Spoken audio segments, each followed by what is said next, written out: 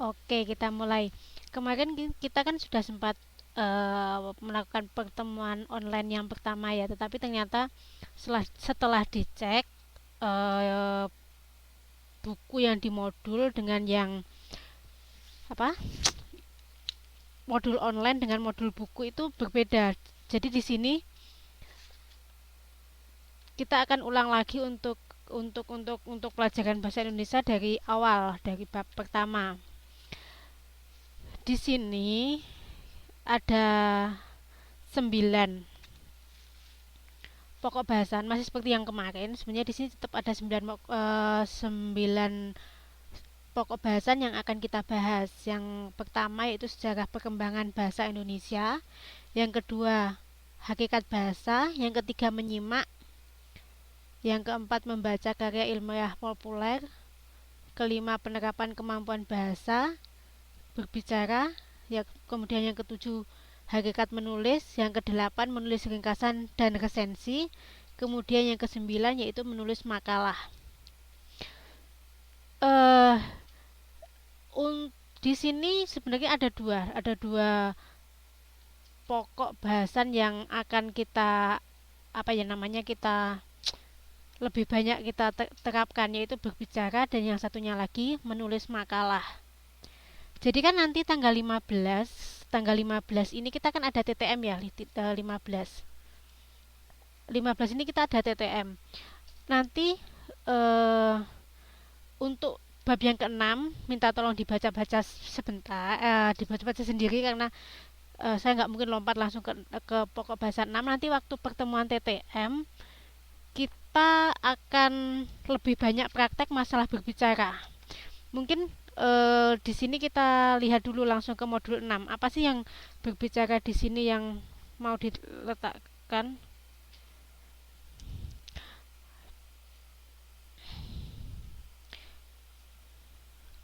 Mungkin kita di sini akan belajar berpidato ya, untuk membuat sambutan pendek.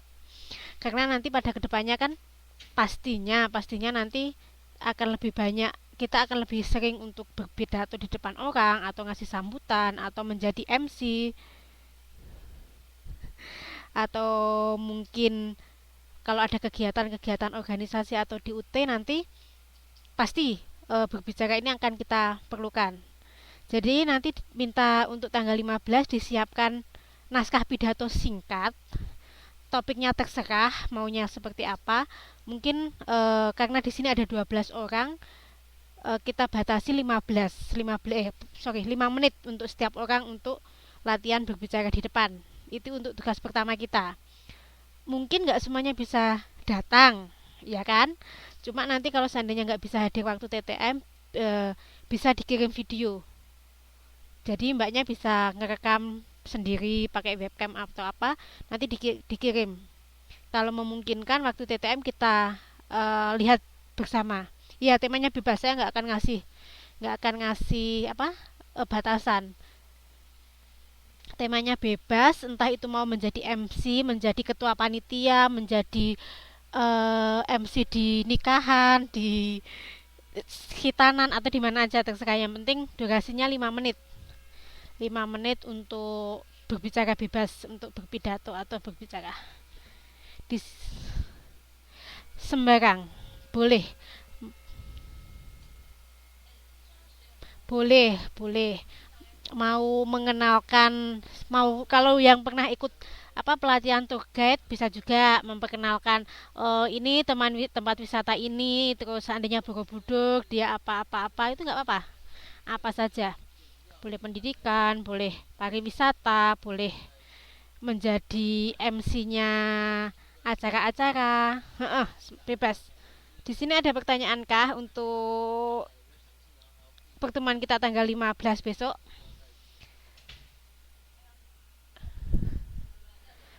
Untuk iya, bebas Mbak. Jadi nanti untuk tanggal 15 kita akan praktek untuk berbicara. Kemudian nanti sebagai apa ya namanya? Persiapan, jadwalnya belum diposting ya, Mas ya? Kayaknya pagi. Saya kemarin soalnya minta pagi. Nanti kita tanyakan ke itunya. Paginya jam 9 kalau nggak salah Mas Yudo. Kenapa Mas? Kalau bisa sih biasanya untuk apa ya namanya untuk pidato atau apa-apa itu biasanya nulisnya bukan full eh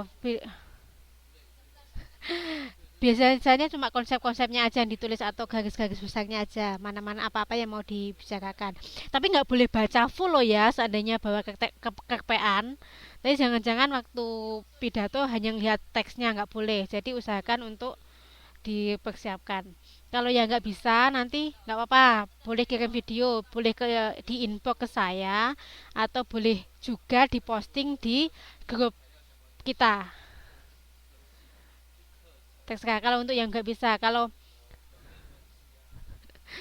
mas siapa tadi Mas Yuda ya Mas Yuda mungkin bisa dikirim mas kalau memang belum belum bisa hadir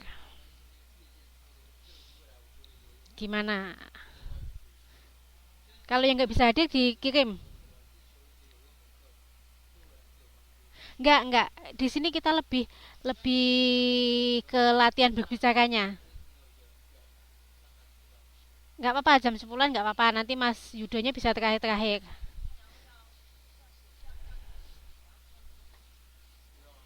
sudah untuk tugas nanti kalau seandainya nggak paham nggak apa-apa nanti kita bisa diskusi lagi di grup untuk pertemuan selanjutnya kita akan ke yang menulis makalah karena selain berbicara menulis makalah ini juga penting maksudnya untuk kedepannya kalau teman-teman nanti akan di UT nanti akan banyak tugas-tugas menulis makalah atau nanti juga akhirnya juga akan membuat karya ilmiah ya itu juga nanti harus belajar bagaimana menulis makalah yang benar nanti untuk pertemuan selanjutnya kita akan lebih menitik beratkan ke sini ke menulis makalah jadi nanti mungkin saya balik pokok pelajarannya saya balik supaya nanti bisa bisa apa sih bisa mempersiapkan untuk pertemuan selanjutnya yang menulis makalah ini gimana menentukan tema terus pokok-pokok bahasan apa yang harus diletakkan kayak gitu nanti kita akan lihat di sini yang menulis makalahnya oke tapi ini masih bulan depan mbak sebentar kita absen lagi ya siapa lagi ya Mbak Rika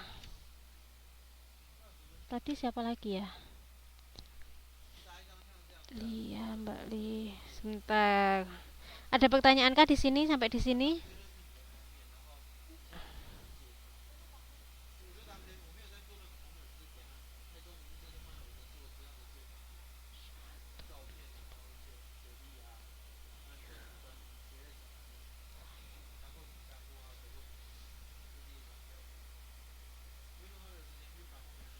oke nggak apa-apa pokoknya bisa dengerin iya yang tugas untuk berbicara tanggal 15 untuk menulis makalah nanti untuk bulan depannya jadi jangan difikirkan dulu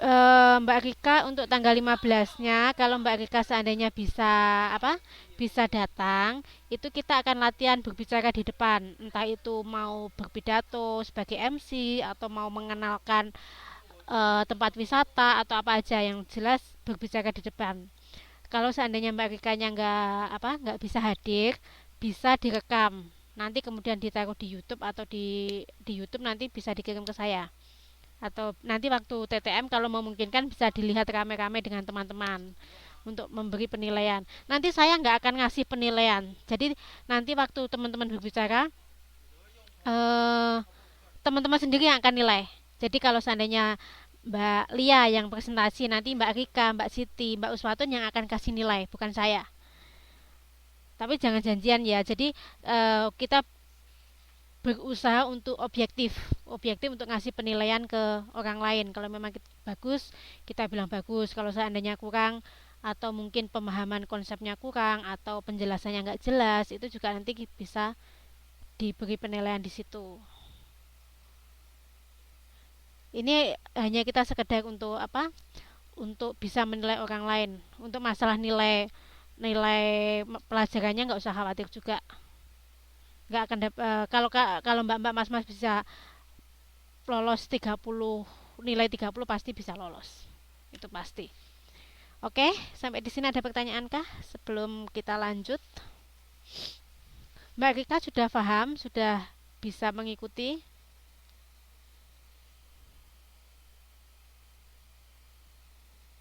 Oke.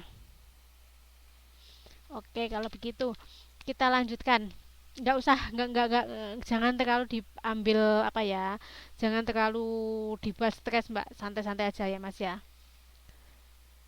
Sekarang kita akan mulai pelajaran bahasa Indonesia ini dengan topik pertama kita, sejarah perkembangan bahasa Indonesia. Apakah ada pertanyaan? Tadi Mbak Lia ya, typing, kelihatan typing.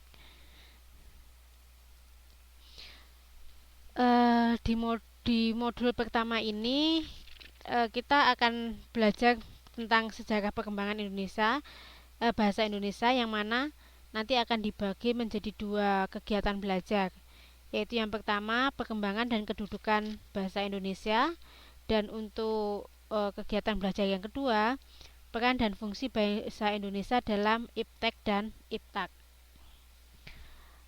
Kemudian yang pertama yaitu kegiatan belajar pertama yang yaitu perkembangan dan kedudukan bahasa Indonesia. Bahasa Indonesia yang kini kita gunakan sebagai bahasa resmi negara berasal dari bahasa Melayu. Seperti mungkin kita sudah tahu ya kalau itu. Seperti juga sama dengan bahasa Malaysia. Di sini berdasarkan penelitian, bahasa Austronesia juga mempunyai hubungan kekeluargaan dengan bahasa-bahasa yang digunakan di daratan Asia Tenggara. Sejarah perkembangan bahasa dibuktikan dengan adanya prasasti Kedukan Bukit pada tahun 683 Masehi, Talang Tuo pada 684 Masehi, Kota Kapur pada tahun 686 Masehi, dan Karah Bahari pada 686 Masehi. Ketika bangsa Eropa pertama kali datang ke Indonesia, bahasa Melayu sudah mempunyai kedudukan yang luar biasa di tengah-tengah bahasa daerah di Nusantara. Hal ini dibuktikan pada tahun 1521, Pigafetta yang mengikuti perjalanan Magellan mengelilingi dunia ketika kapalnya berlabuh di Tidore telah menuliskan bahasa-bahasa. Kemudian pada tahun 150, ini kenapa ya ini kok sebentar. Pada tahun 1581, Jan Huygens van Lieshoten atau pelaut Belanda yang berlayar ke Indonesia mengatakan bahwa bahasa Melayu bukan saja sangat harum namanya, juga dianggap sebagai bahasa yang terhormat di antara bahasa-bahasa negeri timur.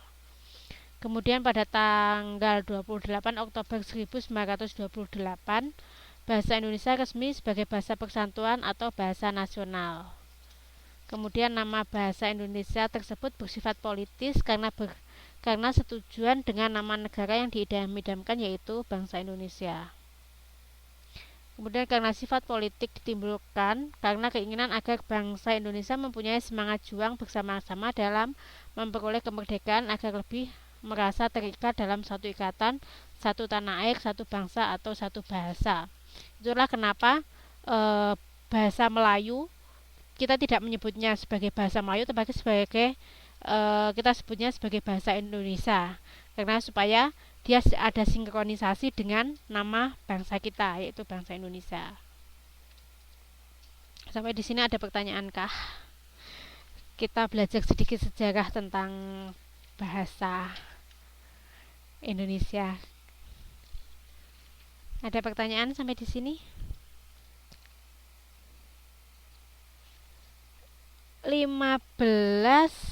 Sebentar dicek ya. Yang Jan Huygens ya.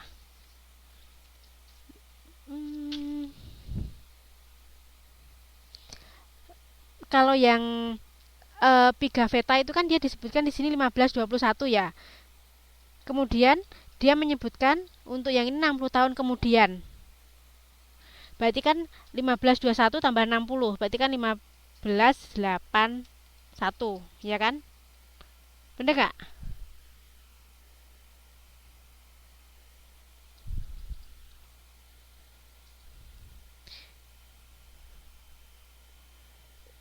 Kalau yang 1521 itu kan yang Pigafetta yang mengikuti perjalanan Magellan mengelilingi dunia. Kemudian demikian juga menurut Jan Huygens van Lieshouten, pelaut Belanda yang 60 tahun kemudian berlayar ke Indonesia. Berarti kalau dihitung dari 1581 tambah 60 menjadi 1581.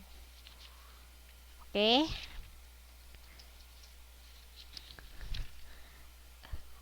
Oke, kalau kita lanjutkan.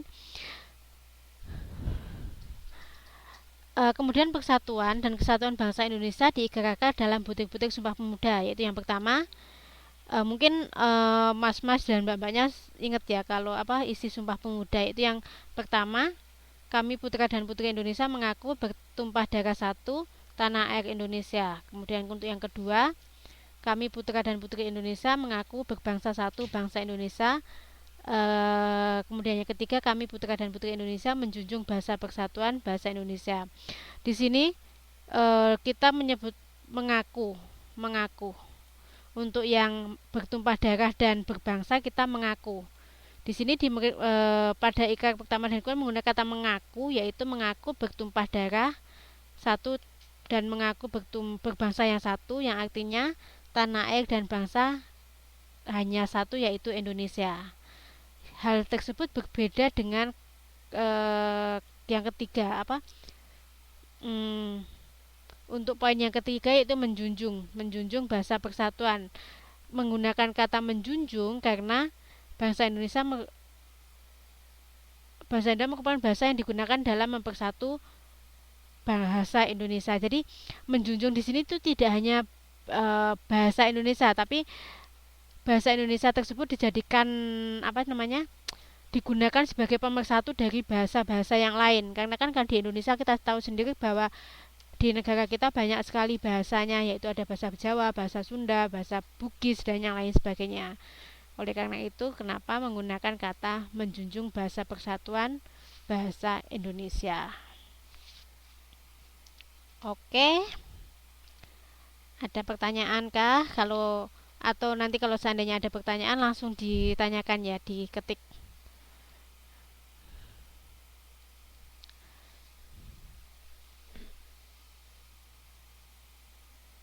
Kemudian bahasa Indonesia yang diartikan sebagai bahasa persatuan diartikan sebagai bahasa yang digunakan di dalam kegiatan berkomunikasi yang melibatkan banyak tokoh atau masyarakat yang berasal dari berbagai daerah di Indonesia. Kemudian di sini ada dua pendapat yang menjadi faktor penyebab bahasa Melayu digunakan sebagai bahasa nasional. Yang pertama yaitu menurut Profesor Dr. Slamet Mulyono. Yang pertama, bahasa Melayu merupakan lingua franca. Sebentar. Di Indonesia, sebentar ya. Ini saya typo apa enggak? Takutnya typo. Ya. Ini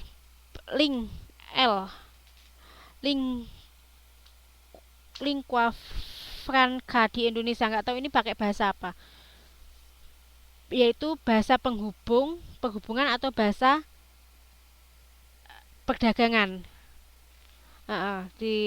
Yang mana bahasa Melayu merupakan bahasa yang penghubung atau bahasa perdagangan. Kemudian yang kedua, bahasa Melayu mempunyai sistem yang sederhana, yaitu mudah dipelajari. Kenapa mudah dipelajari? Karena kalau kita tahu bahasa, sebagai contoh bahasa Jawa ya, kalau bahasa Jawa kan kita tahu kasta-kasta dan yang lainnya, sedangkan kalau bahasa Indonesia kita tidak mengenal kasta atau yang lainnya. Kita bandingkan aja dengan bahasa Inggris sebenarnya. Sebenarnya kalau bahasa Indonesia dengan bahasa Inggris kan lebih simpel bahasa Indonesia ya, karena kita nggak pakai waktu sekarang atau waktu lampau dalam dalam dalam pemakaiannya. Kan kita hanya menggunakan satu kalimat, meskipun itu saat ini, akan datang, atau lampau, kan hanya dengan satu form ya, dalam satu formula. Kalau seperti bahasa Inggris ada past tense, present tense, future tense. Kalau di bahasa Indonesia kan kita nggak mengenal itu. Kemudian faktor psikologis, yaitu suku bangsa Jawa dan Sunda telah dengan sukarela menerima bahasa Indonesia sebagai bahasa nasional. Dan yang keempat yaitu kesanggupan bahasa itu sendiri juga menjadi salah satu faktor penentu.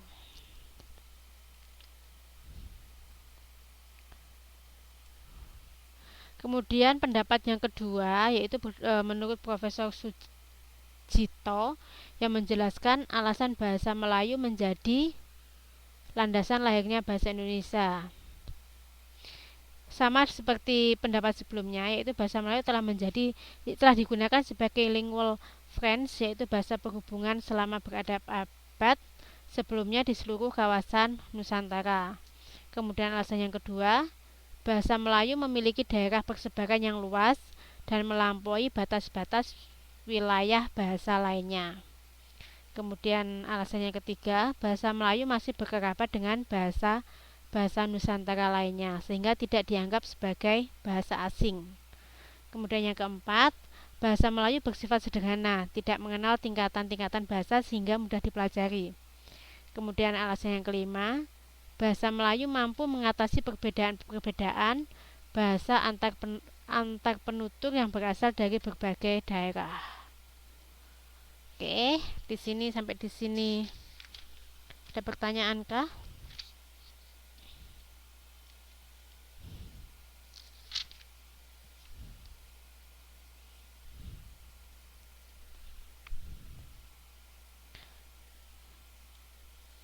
Kemudian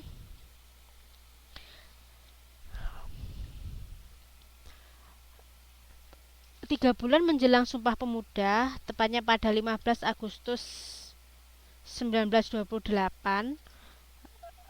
Presiden Soekarno dalam pidatonya saat itu belum presiden ya, Soekarno dalam pidatonya menyampaikan bahwa perbedaan bahasa di antara suku bangsa Indonesia tidak akan menghalangi persatuan, tetapi makin luas bahasa Melayu atau bahasa Indonesia itu tersebar, makin cepat kemerdekaan Indonesia terwujud. Maksudnya di sini karena dengan adanya bahasa Indonesia tersebut, maka komunikasi antar suku-suku di Indonesia itu akan semakin mudah dilakukan, sehingga tujuan untuk mencapai kemerdekaan akan lebih mudah dicapai. Kemudian pada 18 Mei 1918,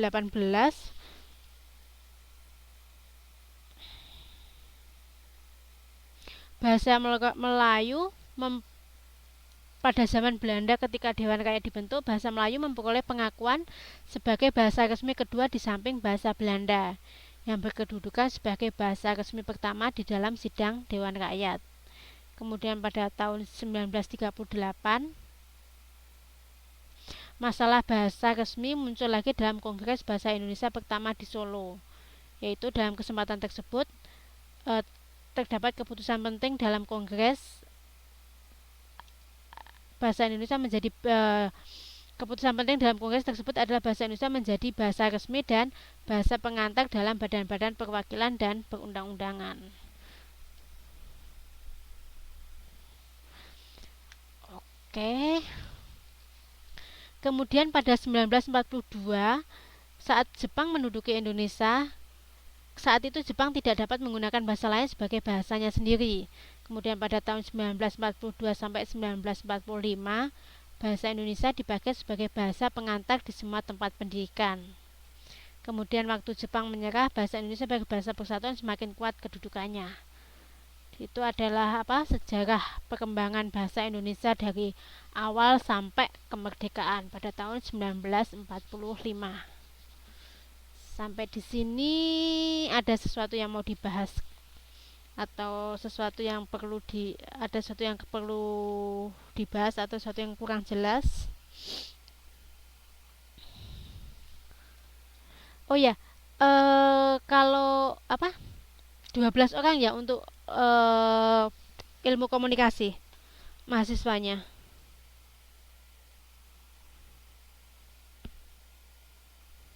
12 apa 10 toh? Oh, 10. Di saya kok 12 ya.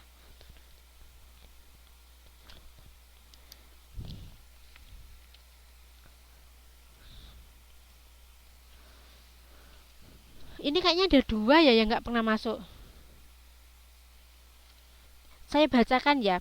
Ada Mbak Siti Mariam, Mbak Mahyuningsih, Mbak Uswatun Hasanah, Mas Yudo Prakoso Aji, Mbak Lina Krisnawati, Mas Handono, Mbak Nurwaida, sama Mbak Rika Minawati.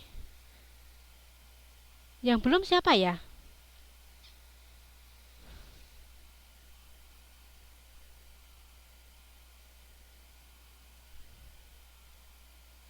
Mbak Lia Krisnawati. Sudah kok, sudah masuk.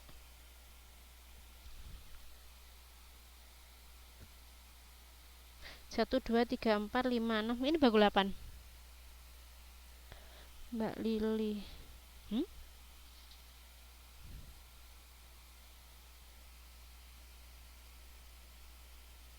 Mungkin Mas Handono ya yang tahu ya.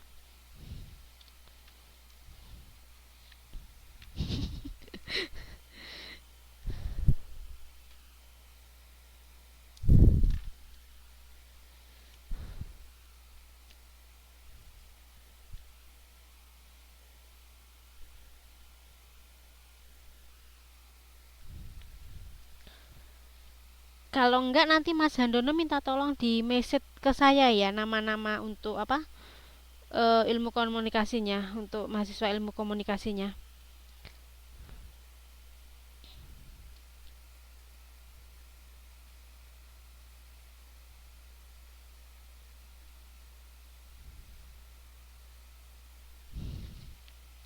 Per-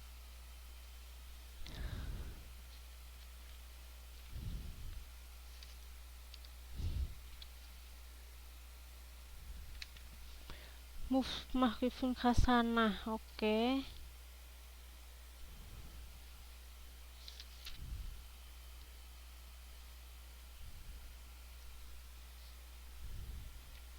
Bahasa resmi dan bahasa negara. Nanti di belakang mestinya ada. Saya lupa tadi sebentar. Kedudukan bahasa Indonesia ya. Sebagai bahasa nasional dan bahasa negara. Itu nanti ada, Mas. Itu kita baru sampai di modul pertama. Habis ini kita jelaskan. Mas Jadi nanti Mas Handono minta tolong apa? Dikirim ke saya ya, ke message saya jumlah siswanya berapa. Oke.